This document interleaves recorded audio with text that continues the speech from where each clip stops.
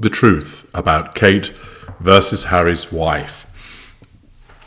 I turn to an article by The Telegraph, written by Camilla Tominey. Harry's claim that the media and the palace pitted the sisters-in-law against each other does not tell the whole story. Unsurprising, of course, Harry once again swallowing the narrative that is given to him by his wife, which is all about ensuring that he puts forward a view that she's the victim, she's the kind person, and that Catherine is the problem. Notwithstanding, of course, the evidence that exists previously that he got along very well with Catherine, that he thought highly of Catherine. Now, as a consequence of his indoctrination and his brainwashing by his wife, he has to portray Catherine as the problem. Let's dive into the article to see what it tells us about the interaction between a narcissist and an empath, and I will provide you with my observations and analysis also. Prince Harry gives various explanations as to why the Princess of Wales and the Duchess of Sussex did not get on from the get-go. Indeed, of course, as I've pointed out in parts past him, he immediately contradicts himself because of the narrative that he's been fed by his wife, and that he's too dim to pick up on it and too indoctrinated to pick up on it, that on the one hand he says, oh, they didn't get on with one another from the beginning, and then I was concerned that they would be asking her and haranguing her for autographs because they were such big fans of Suits. From the awkward moment Kate grimaced over Harry's wife borrowing her lip gloss to rouse over hormones and bridesmaids' dresses, his autobiography Spare confirms reports of two very different women who never really hit it off.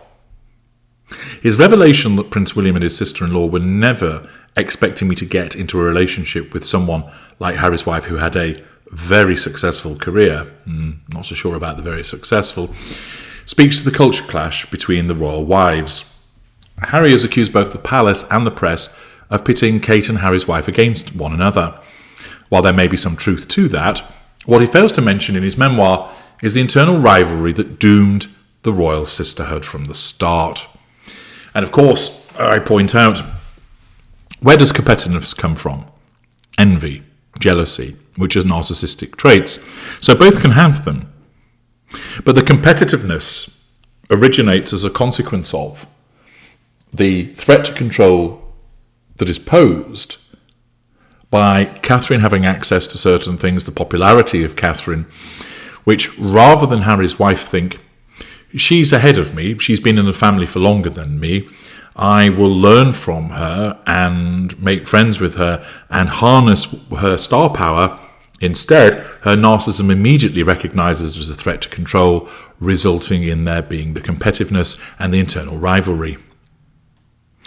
The article continues, as a self-made woman with her own successful TV career and website, The Tig, Harry's wife entered the royal fray, having already secured paid partnerships with the likes of Neiman Marcus in the United States. Aided by her close friend Jessica Mulrooney, currently shelved, a Canadian stylist, the glossy website proved the perfect platform for product placements, from clothes to makeup to home furnishings. Residual benefits. Naturally, when Harry's wife became engaged to Harry in November 2017, she would have expected, sense of entitlement, to receive even more preferential treatment from hand-picked suppliers than she'd already grown used to. Residual benefits. But as with the family hierarchy, there was a pecking order.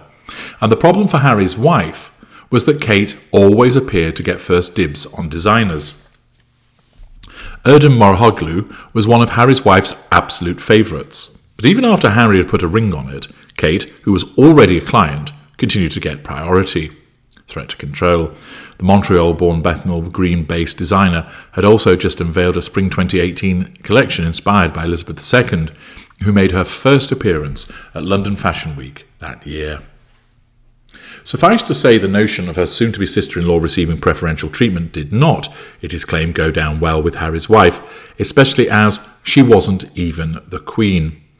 This, of course, is a threat to control because Catherine is receiving preferential treatment, which Harry's wife believes she should receive. Harry's wife always pointedly insisted on calling the Princess of Wales Kate, even though the rest of the family referred to her as Catherine. See pet name, even though it is her actual name. The fact is that she chooses a name that nobody else uses is akin to the pet name. Watch the video of the same name. Harry reveals in Spare that when he first introduced Harry's wife to his brother, Kate remained in the garden, playing with the children, hardly the welcome they both wanted.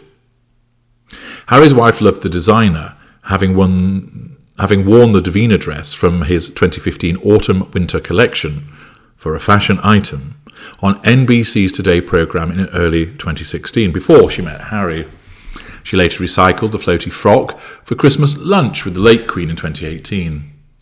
When she and Harry attended a wedding in Jamaica in March 2017, 8 months before their engagement, she wore another Erdem dress from the designer's pre-fall collection before it was even available to the public, suggesting she had built up a relationship with the designer. She also wore Erdem's red Sebla dress after the Invictus Games in Toronto in September 2017. Yet, while Kate was regularly stepping out in Erdem as a royal, Harry's wife did not wear the brand on an official engagement until Commonwealth Day in March 2019. Resentment also grew over Harry's wife's mistaken belief that Kate's parents, Michael and Carol Middleton, were cashing in on their royal connections to get special treatment.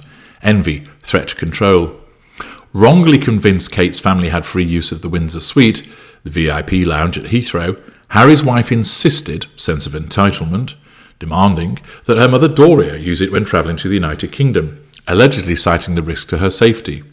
In fact, no one can recall the Middletons using the Windsor Suite, although William and Kate do use it whenever they travel through the airport. Doria was spotted there en route to Windsor for Harry and Harry's wife's wedding in May 2018. Harry's wife was also said to be upset that Kate's sister Pippa Middleton initially declined to invite her to her wedding to James Matthews in May 2017, perhaps fearing she would be upstaged by Harry's girlfriend. Well, first of all, it's her wedding, she can invite who she wants.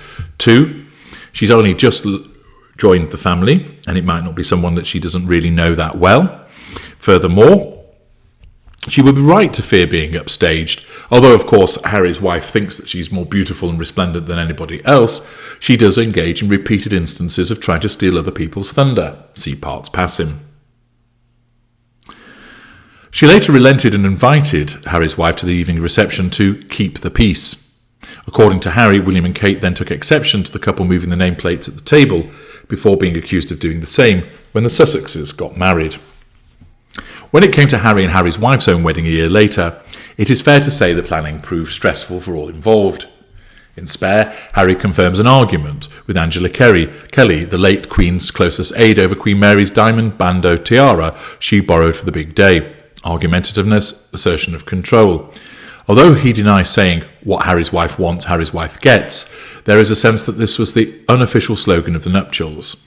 Revision of history. Air freshener was indeed requested to improve the aroma of musty St. George's Chapel. Sense of entitlement. He also confirms a row between Kate and Harry's wife over bridesmaids' dresses, despite describing it as a sci-fi fantasy. Revision of history. The French couture dresses did not fit any of the bridesmaids properly, and contrary to Harry's suggestion that Kate was the only one who made a fuss, Harry's wife told staff at the time she had complained to the designer and that several of the mothers were angry. Revision of history. The round didn't actually happen at a fitting, but when Kate went round to Harry's wife's to discuss it. At this point, both women lived at Kensington Palace, Harry's wife at Nottingham Cottage and Kate at apartment 1A. Ironically, it was Harry's wife herself who acknowledged to the then Cambridge's staff that Kate had left in tears, in a bid for help to smooth it over. That's why the palace couldn't demand a retraction.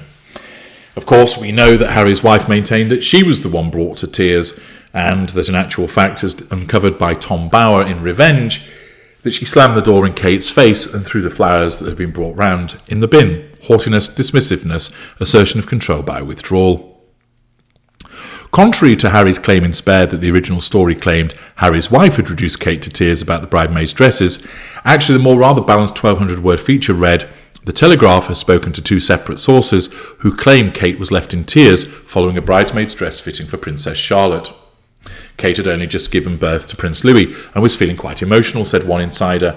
It was the Sun who splashed the headline, "Harry's wife made Kate cry," the following day, with a piece written by Jack Royston, now Newsweek's chief royal correspondent and one of the Sussex's cheerleaders. It is true that Kate went around the next day with a bunch of flowers and a card to apologise, another bid to keep the peace, also demonstrating her empathic traits of the desire to heal and to fix. Those who were party to the fallout from the incident were left stunned when Harry's wife turned the tale on its head in their Oprah Winfrey interview, Revision of History, only for Harry to double down. Harry's wife may well have been sobbing when he returned home. See parts past him about her ability to cry whenever Harry's around. But as he concedes, her father Thomas Markle's heart attack had just thrown the wedding into chaos. Mr. Markle went on Good Morning Britain in June 2018 and revealed he had never actually met Harry, despite talking to him about Donald Trump and Brexit over the telephone. Ostracisation, assertion of control by a position of withdrawal, shelving. Then his daughter Samantha Markle took to the airwaves publicly questioning Harry and Harry's wife's treatment of the gravely ill-forming lighting director. That was the moment the Sussex's staff felt that they lost control of the narrative. Harry insists that the bridesmaid's dress story was briefed by the palace, claiming Kate told Charles and Camilla about the altercation over dinner. But more negative headlines started appearing after the wedding precisely because the histrionics staff had grown well used to were now being witnessed by all and sundry.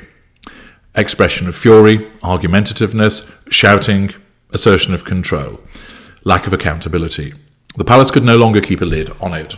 Even the Prince of Wales had witnessed the aftermath of Harry's wife's bridezilla behaviour, or more accurately, her narcissism.